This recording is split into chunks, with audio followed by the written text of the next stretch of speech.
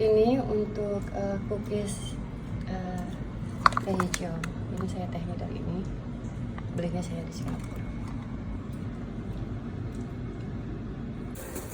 Adonan cookies almond sama green tea. Ini kalau udah dicetak kayak gini, dibuntel-buntel, terus simpan ke kulkas, ya. Di kulkas harus panjang, halo. Apa buntel-buntel? Nah, itu buntel-buntel aja udah. Dah.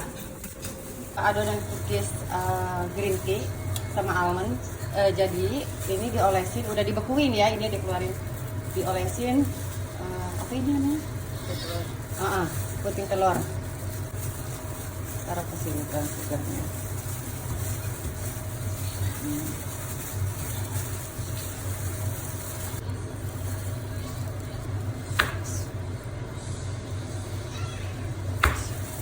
Nah, jadi kayak gini. Nanti kita panggang.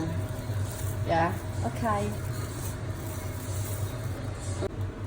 Ini tinggal dipanggang ya.